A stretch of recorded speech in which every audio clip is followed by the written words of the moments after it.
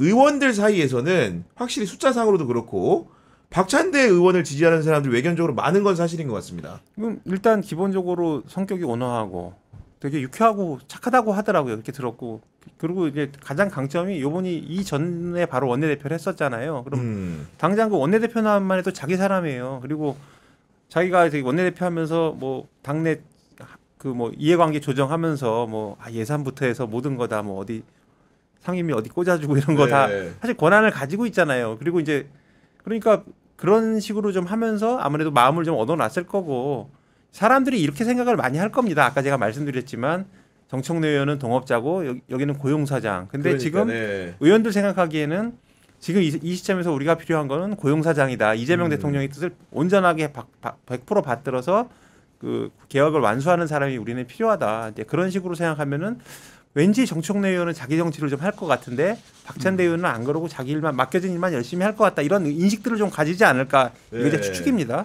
아니, 그런 생각을 좀 할 것 같아요. 그리고 좀 시청자들의 부연 설명을 좀 드리면은 기본적으로 이번 선거에 그럼 왜 이렇게 의원들이 관심을 많이 갖느냐. 1년짜리인데 1년짜리면은 뭐 국회의원들 존망하고 관계없는 게 아니야 이렇게 생각할 수 있는데 실제로 이번에 대표가 돼가지고 지방선거를 잘 치르게 되면 그 다음에 당대표 선거를 연임할 수 있다고 생각을 하는 것이고 그렇기 때문에 본인들의 그 명주를 쥐고 있는 국회의원 선거 공천권까지 주기 때문에 이번 당대표의 의원들이 많이 관여를 하는 건데 어쨌든 간에 많은 의원들이 정청래 의원도 지지하고 있지만은 이런 상황적 인식, 수적 우위를 의식해서인지 정청래 의원이 뭐라고 얘기하냐면은 대의원들한테 가중치를 주는 투표제를 폐지하겠다. 결국은 국회의원도 한 표, 대의원도 한 표, 권리당원도 한 표인 시스템을 내가 당대표가 되면 만들겠다고 했는데 벌써부터 제가 보니까 좀 약간 무섭게 느껴집니다. 지금 이게.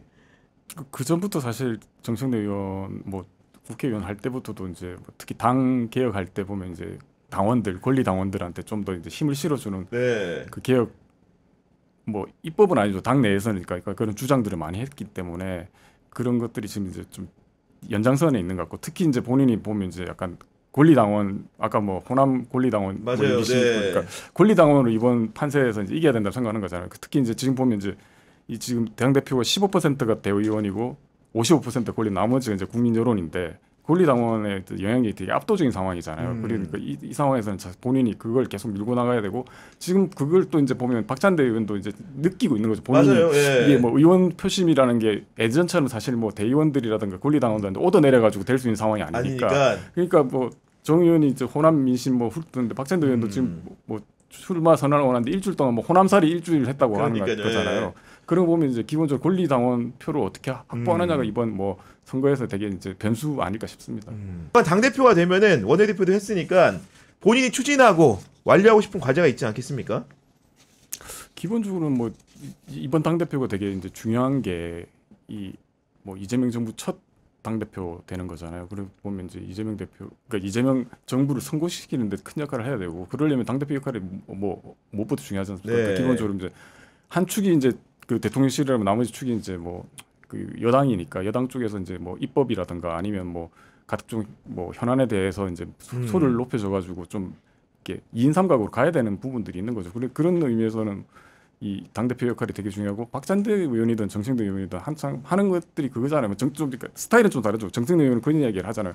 싸움은 내가 할 테니까 뭐 저기 대통령님은 이제 열심히 이제 민생 챙기고 국정 챙기시라고 하는 거고 박찬대 의원은 좀 보면 이제 이 확실하게 이제 이재명 대통령을 뭐 밑에서 받쳐줄 수 있는 존재가 되겠다. 뭐 이런 식으로 이야기를 하고 있는 것 같습니다. 제가 이제 박찬대 의원 돕는 분들 얘기 좀 들어봤더니 초기에 좀 약간 우리가 대응을 잘못한 것 같다. 뭐 뒷얘기를 하시던데 그 정청래 의원을 두고 좀 말도 안 된다고 생각하는 부분도 있지만 수박이라는 얘기가 좀 나왔잖아요. 그때 너무 우리가 순진하게 갔다. 점잖게 갔다. 그때 좀 노이즈를 조금 더 일으키는 게 전략상으로는 좀 판을 좀 흔들 수 있는 방법이지 않아서 뒤늦게 후회를 좀 하더라고 보니까요. 왜냐하면 처음에는 박찬대 의원이 굉장히 대세론 비슷하게 이게 뭘 까기 전에는 그렇게들 인식들을 하고 있더라고요. 그래서 그런데 막상 까보니 이게 좀 약간 박빙으로 좀 열세다 이런 말이 나오는 것 같고 사실 저는 지금도 잘 모르겠어요. 누가 이길지는. 왜냐하면 마지막까지는 모릅니다. 해봐야 합니다. 나중에 진짜 누가 이재명 대통령의 국정에 도움이 되는가에 대해서 당원들이 진지하게 생각하는 타이밍이 오거든요. 그럼 또 그때 가가지고 이제 최종 그 표심이 정하겠지만 지금 판세 봐서는 도저히 이게 함부로 가능하기 속당하기 어려운 네. 상황이 아닌가 이런 생각이 듭니다. 알겠습니다. 마지막으로 인물비상구의 시그니처 코너죠. 한 줄 평 김진우 선배부터 들어보도록 하겠습니다.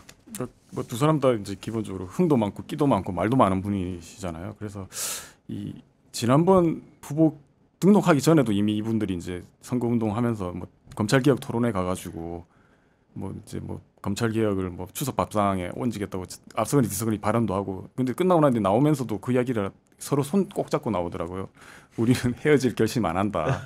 뭐 그런 이야기도 하던데 아무쪼록 이 경선 과정에서 네. 안 헤어질 결심을 계속 이어가고 그리고 이제 흥도 많으신 분들이니까 전대위에는 뭐 신바람 정 박사, 박 박사로 이재명 대통령 뭐 백업맨도 되고 그다음에 네. 이제 국민들까지 춤추게 했으면 좋겠습니다. 네. 우리 이용수 선배는요?